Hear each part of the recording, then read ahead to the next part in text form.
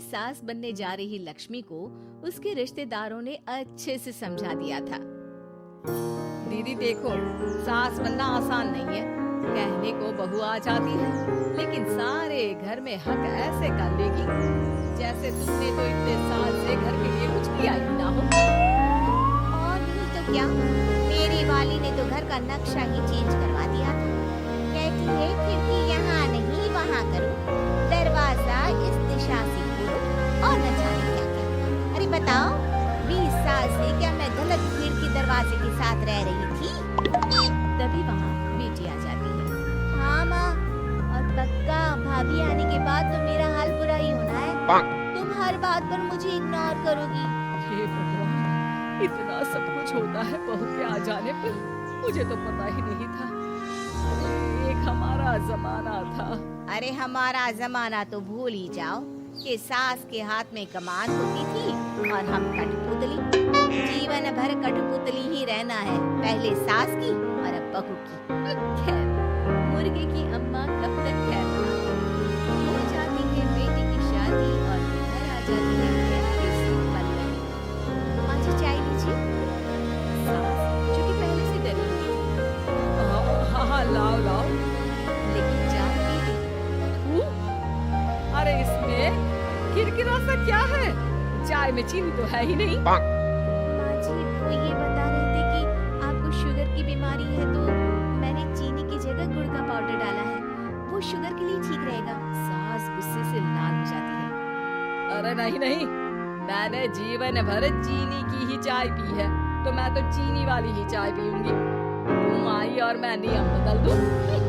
ऐसी सास नहीं हूँ मैं, समझी? पल्लवी को समझ में नहीं आता कि सास को हो क्या गया है। अरे माँ जी हुआ क्या है, आप तो भड़क गई। तभी वहाँ समझ आ जाती है। तो आप काहे ऐसा कर रही है ना भाभी? अरे भाई, मैंने क्या किया? शुगर के पेशेंट को चीनी नहीं पीनी चाहिए, तो मैंने चाय में चीनी नहीं डाली। इसमें मुझे तो नहीं लगता कि मैंने कुछ गलत किया। भाभी पहली बात ये कि जबान चलाने की जरूरत नहीं है, क्योंकि हम लोगों को भी बोलना आता है।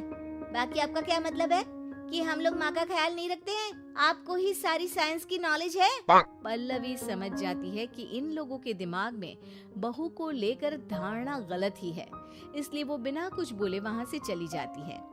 थोड़े दिनों बाद जब पल्लवी ड्राइंग रूम के पर्दे बदल रही थी, पंछी पन्नू उड़ती फिरूं मस्त गगन में, आज मैं आजाद हूँ दुनिया के चमन में। वाह जी वाह, आजाद होना तो अच्छी बात है, लेकिन हम लोग भी गुलाम नहीं है। ये पर्दे किससे पूछकर बदले जा रहे हैं, जरा बताओगी? अरे सासू माँ, जब से आई हूँ सोच रही थी कि पर्दे चाहिए। पता है पर्दे इतने हल्के हैं कि दिन में बाहर से पूरा घर दिखता है। लोग झांकते हुए रास्ते से निकलते हैं, ये मुझे अच्छा नहीं लगता। अरे वाह जी वाह, 5 साल से तो ये पता लगा है, तब तो लोगों ने झांका नहीं। आज तुम आई हो तो लोग घर में झांकने लग गए, क्यों? अरे भाभी, आपको ये तो नहीं लगता कि आप हीरोइन जैसी दिखती हो या इतनी सुंदर हो कि लोग आपको झांक झांक कर देखते रहे? मैं भी रहती हूँ इस घर में, लेकिन मजाल है पल्लवी सर पर हाथ रख लेती है, पर्दे लगाकर पुराने पर्दों को हटा देती है और निकल जाती है। देखा माँ, इसे कहते हैं मनमर्जी। आपने मना किया, फिर भी भाभी ने पर्दे हटा ही दिए। ठीक है बेटा, शुक्र करना पर्दे ही हटाए हैं। अरे कहीं किसी दिन ये हमें ही ना हटा दे। ऐसे कैसे हटा देंगी, हम क्या पर्दे हैं? दिन बीतते हैं और एक दिन सास और ननद वॉक पर निकली होती है कि पड़ोसन। क्या बात है, आजकल तो आप लोगों की कोई खोज खबर ही नहीं है। तरस गए हम लोग तो। अरे नहीं नहीं, बस घर पर ही रहते हैं पहले जैसे। पहले भी तो इतनी ही खोज खबर थी ना। अरे नहीं नहीं, पहले की बात और थी। और बताओ बेटा, बॉयफ्रेंड से चक्कर चल रहा है कि खत्म हो गया? पहले तो पर्दे से दिख जाता था कैसे तुम सारा दिन टेलीफोन पर लगी रहती थी, कभी शर्माती कभी रोती। अब तो पर्दे भी मोटे लगा लिए, तो कुछ ठीक से दिखाई भी नहीं देता। हाँ? नहीं मतलब कोई ना होता है इस उम्र में। और बताओ बहन जी, बेचारी बहू से तो पहले रोज तानेबाजी होती थी आपकी, रोज देखती थी कैसे उस पर आप दोनों मिलकर बरसा करती थी। ठीक है ना वो? चल बेटा, ये औरत तो पागल हो गई है। अरे पागल नहीं, आदत हो गई थी।